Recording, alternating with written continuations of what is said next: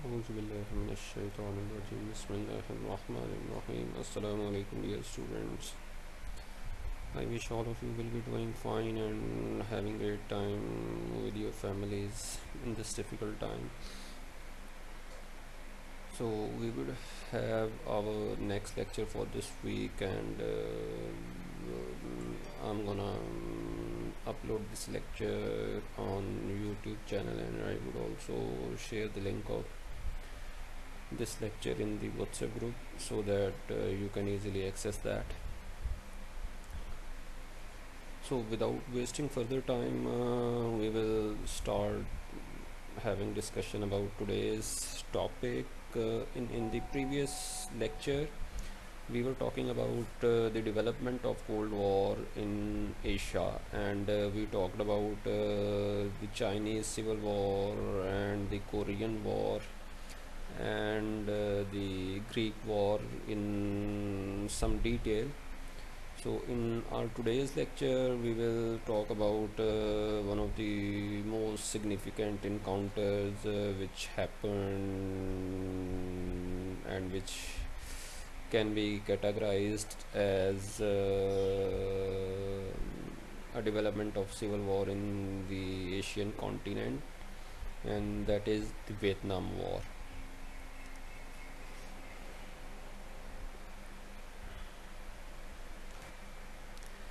Some of you might be a little bit familiar with the Vietnam War, but most of you might not have detailed idea about the Vietnam War, that how did it happen and what were the factors behind that. So before talking about before having a detailed discussion about the historical aspects of the Vietnam War, I would try to show you the map of Vietnam and some other Southeast Asian countries to have a to have the understanding of this Vietnam War. So when we look at these maps, we can see the French Indochina. When we in the next coming slides, we will talk about the history of Vietnam War in detail. But here I would like to briefly discuss that this Indochina region, and Vietnam is a part of that. So it used to be a French colony, and before that, it used to be like these areas used to be under the control of the Chinese on and off till the start of the 14th century. So the three states, Laos, Cambodia, and Vietnam, they are known as Indochina. And why they are called Indochina? Because they are influenced by the culture of both India and China, and that's why they are known as Indo-Chinese as well.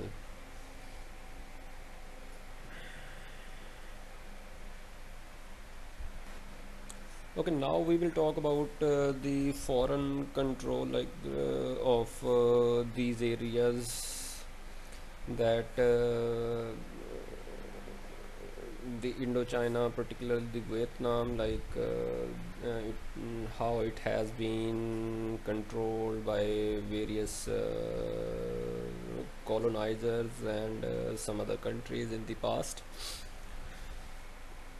So we can see that first of all, China occupied Vietnam on and off till the start of the 14th century. We know that China used to be an imperial power in the past, and the different dynasties of China used to rule in the in parts of the Asian continent. and Vietnam was one of the Southeast Asian country which used to be under the strong influence of China on and off till the start of the 14th century. And here we will not go and get very deep into that discussion. We would just try to have a brief overview of the foreign control of Vietnam. After that, the France mm, colonized this very area in the last years of 19th century, and they along with United Kingdom, along with Britain, France colonized some of the countries in both the Asian and African continent along with the Britain. These two European powers used to be major colonizers at that time, and they had control in most of the countries both in Asia and Africa at that time. So Vietnam was colonized by the French people, and it used to be known as the colony of the French by the end of the 19th century, and it kept on like it kept on moving with that colonized status, and before the start of Second World War, and it was Japan who took over the control of Vietnam during the Second World War. When the Second World War started between and it got spread over different continents of the world. So in the Asian continent, Japan was fighting against the Allied forces, and it took over the control of Vietnam, and French control was declining in Vietnam at that time.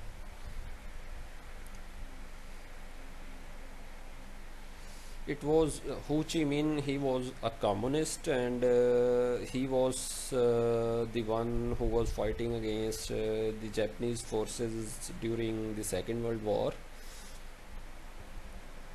and he formed a sort of army that is called the Viet Minh, that was fighting against the Japanese forces during the time of Second World War.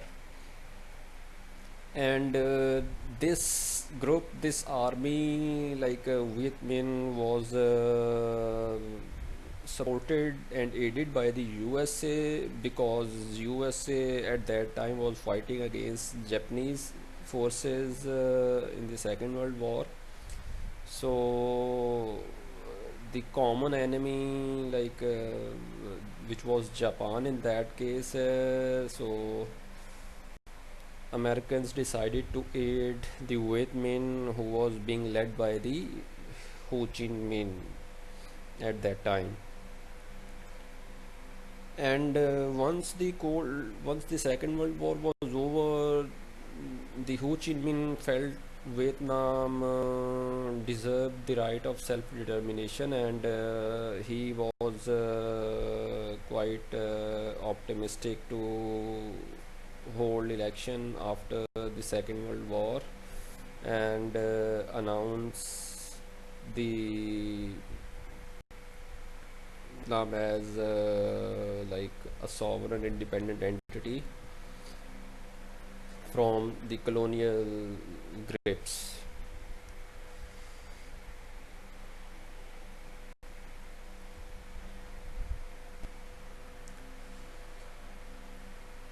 So now we will talk about the reclaims of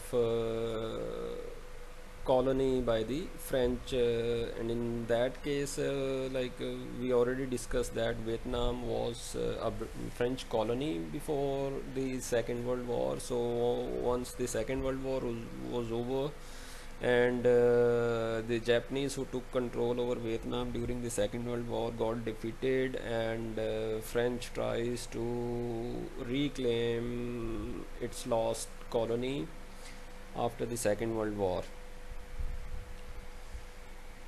and eventually France regained its control back on the Vietnam, and the President Truman, the US president of that time, supported France at that time. Now we can raise the question why the President Truman decided to support France to reclaim its lost colony, which was Vietnam, before the Second World War.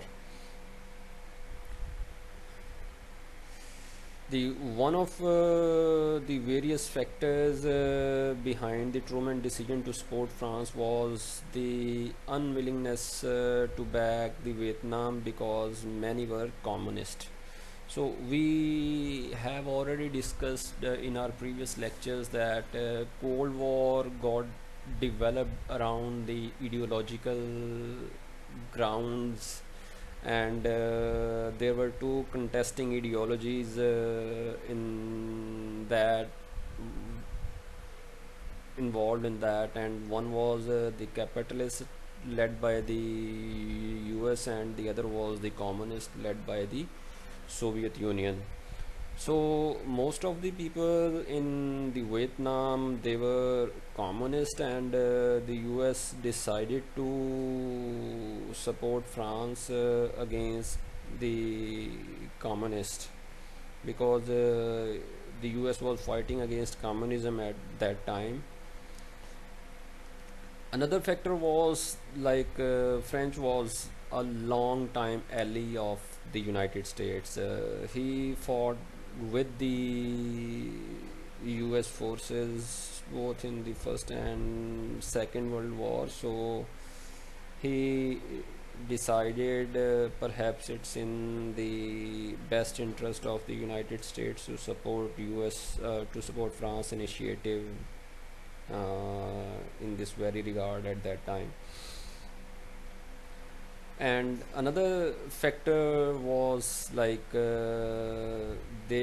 as we all know, that the US tried its best to contain the spread of communism during the Cold War, and they were scared that Vietnam, which was predominantly a communist country, might join the camp of the Soviet Union. So they thought it is better to support France to contain the spread of communists. So in that way it would help the containment policy of the US. So the President Truman decided to support France because of all these various factors. So now here is a very significant or important question which can be raised as a student. When we look at when we look at the beginning of this Vietnam War, we came to know that at the very beginning it was not a Cold War. It didn't evolve around the mm, um, it didn't evolve as a Cold War conflict. It was actually a fight against the colonizers. Ho Chi Minh, who was a communist, he wanted to get rid of the colonial control of the French, and he gathered, he formed a sort of group which under his leadership, which led a fight against the colonial masters before the Second World War. So at the very beginning, this Vietnam War was not a Cold War conflict, but when the US and once the US got involved in this conflict, and the Ho Chi Minh decided to get support from the Soviets, so it typically became a Cold War conflict. And now we will study as another war which developed into a greater Cold War conflict, or the development of Cold War in the Asian continent.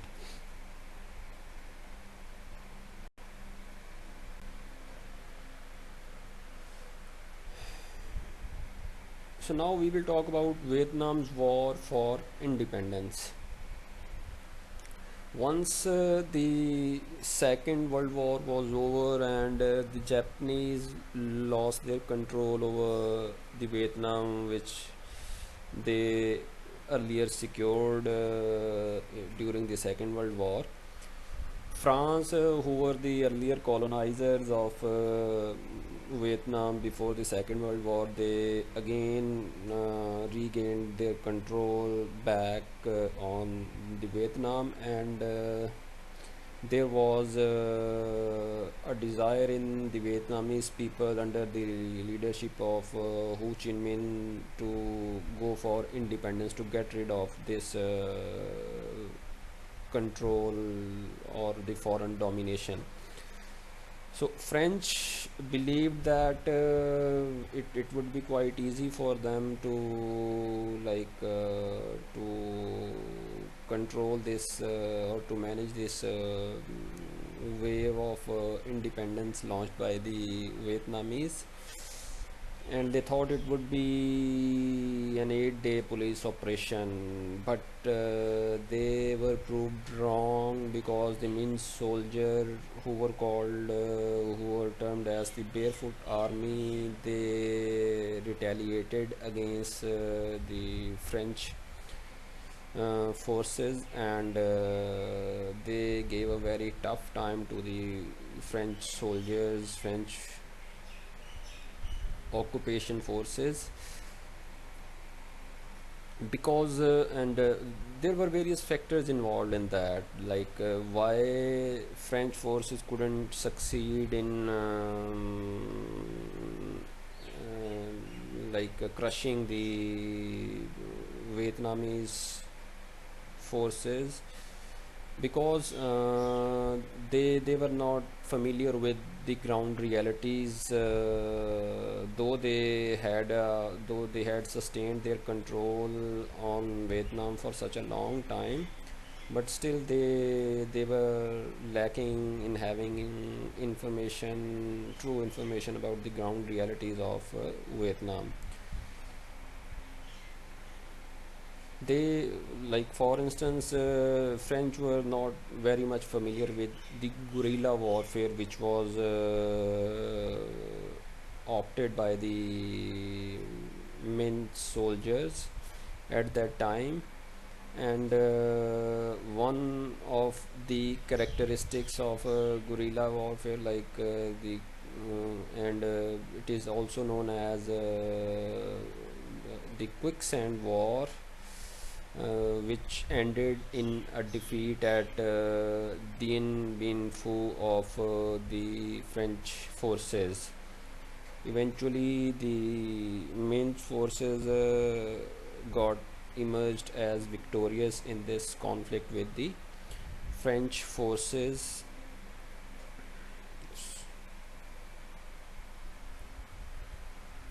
And we will have a bit more discussion about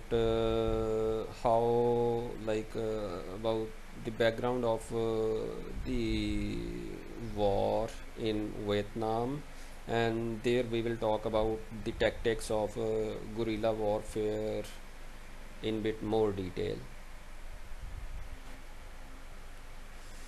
Now, a question which has frequently been asked: why this war, which the Min's forces fought against the French, known as a quicksand war?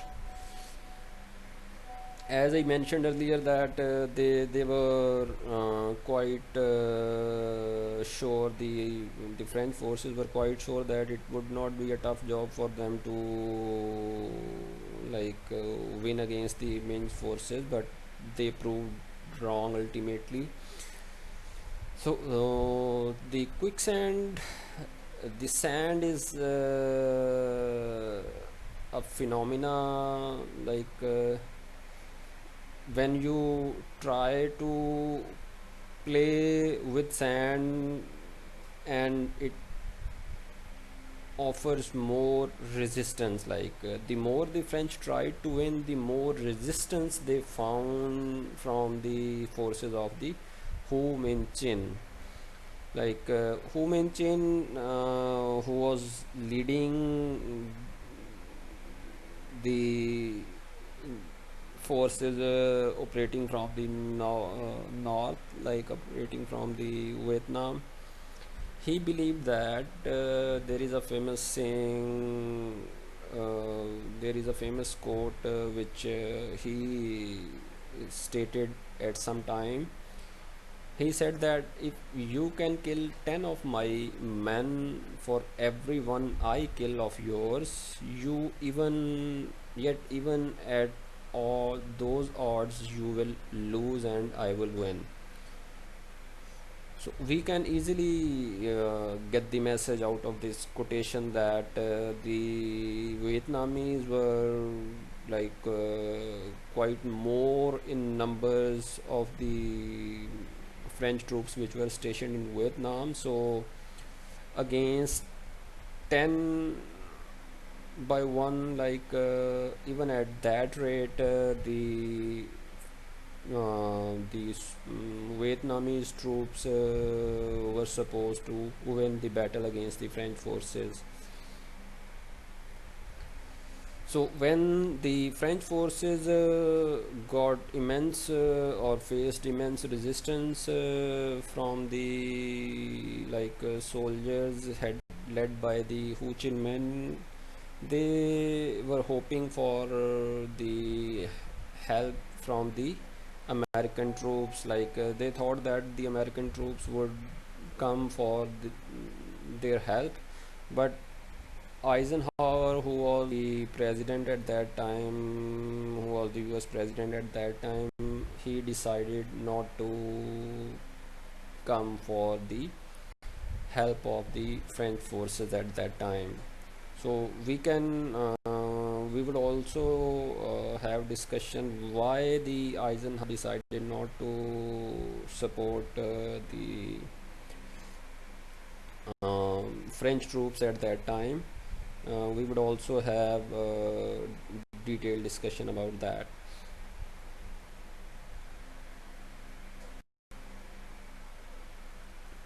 So, in order to resolve that issue at that time, a Geneva Conference was called for, and the key objective behind the Geneva Conference was to reach out a peace agreement and arrange for Indochina's future.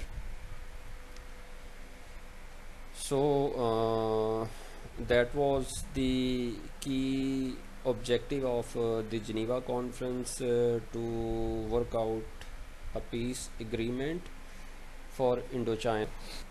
Now we will have a look at the results of the Geneva Accord, what came out of the Geneva Conference. So as we mentioned earlier, that Laos, Cambodia and Vietnam, they are Indochina is known to be comprised of these three countries, and Laos and Cambodia were simply given independence and Vietnam got split at the 17th parallel. Vietnam was divided into two parts, the North Vietnam and the South Vietnam, along the division line which is known as the 17th parallel. So North Vietnam was predominantly a communist, and it was led by the Ho Chi Minh, who was in charge of the North Vietnam, and the South Vietnam came under the leadership of Ngu Dinh Diem. He was an unelected dictator, and he was not famous in among his people because of various factors, and one of them is the nepotism in the administration, and he was also considered as the Catholic in Vietnam, because he was having a very close relationship with the Americans until he was killed by.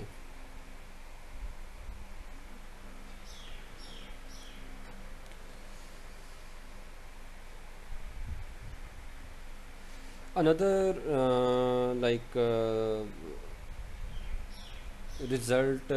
another significant development which came out of the Geneva Conference was the upholding of general elections in July 1956, and to reunify the country under one government.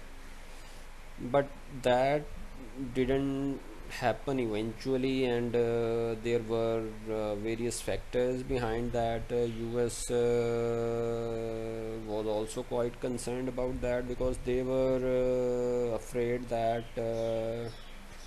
the Vietnam, which was a predominantly communist country, and they thought it would go away from their control if it would be unified, because they were of the opinion that the communists would eventually win if there will be a general election.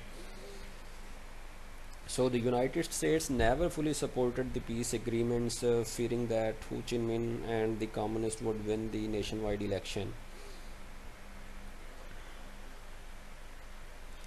And ultimately, they decided not to continue their support to Diem, and things happened as a result of that were quite bad, as both the the Diem and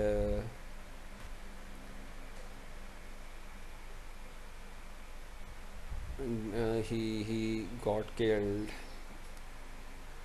Now we will talk about the involvement of the US in the Vietnam War.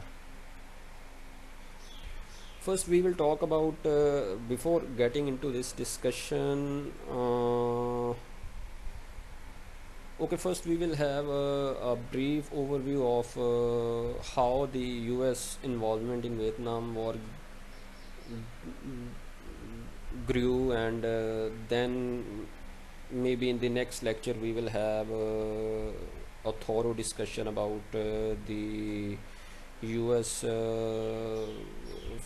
involvement in Vietnam War, and what sort of impact they had both on the politics in Vietnam and in the United States. Eisenhower and Kennedy, they both at that time were contesting for the U.S. leadership, and they in their campaigns they were coming up with, because in the US at that time people were quite conscious about the US involvement in Vietnam War. So the one of the key agenda of campaign at that time was the Vietnam War in the US.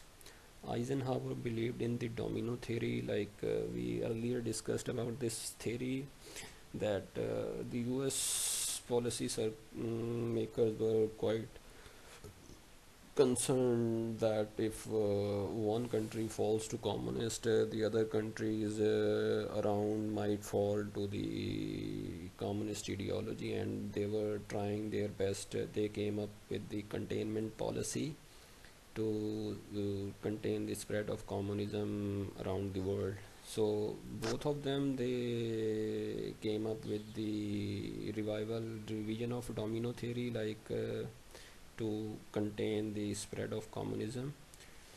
Eisenhower sent money and weapons to South Vietnam, and 650 military advisors sent to train new South Vietnamese army called ARVN.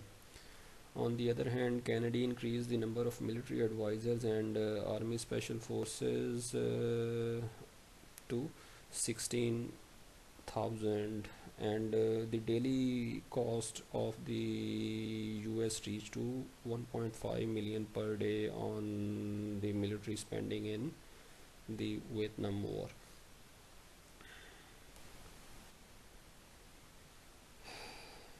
As like we already have discussed about the New Union, who was unelected dictator in the South Vietnam, and initially he was backed by the United States of America, and but eventually when he couldn't continue securing help from the US, he got killed.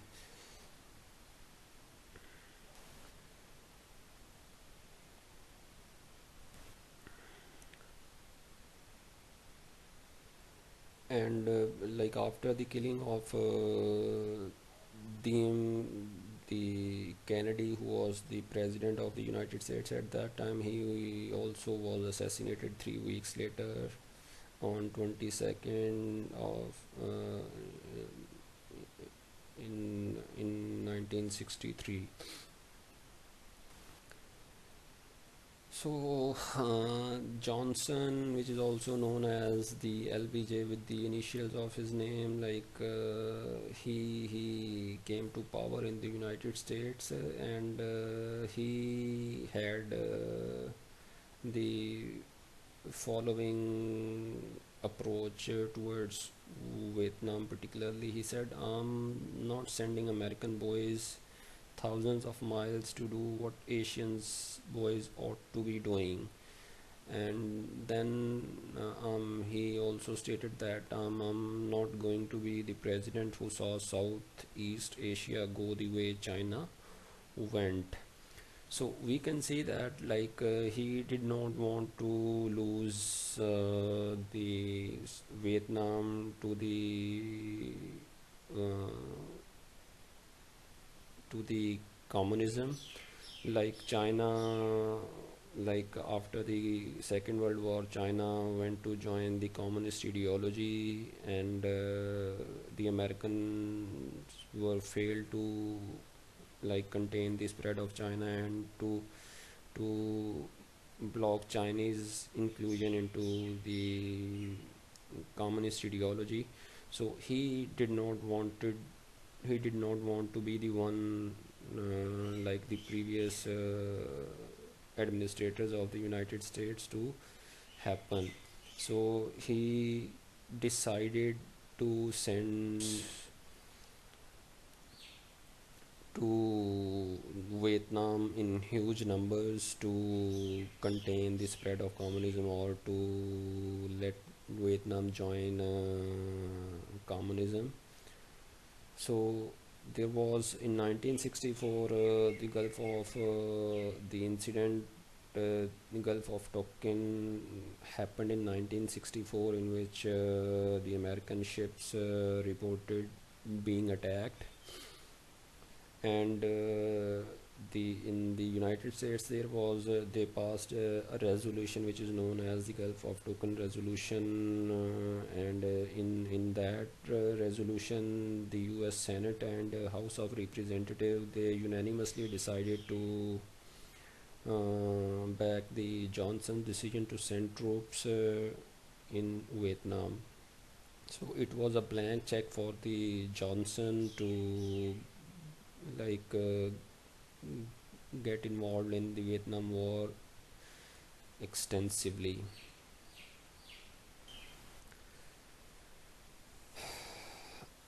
Okay, in the next lecture, in the next part of this lecture, we would try to have a thorough discussion of American troops deployment in the Vietnam War and what sort of consequences both the Vietnam and the Americans had to face at home and abroad. So if you would have that is all for today's lecture, and if you will have any queries, you can raise your question in the WhatsApp group, and I would be quite happy to address your queries. So till then, wish you best of luck, stay safe and healthy, see you next time inshallah. Allah Hafiz.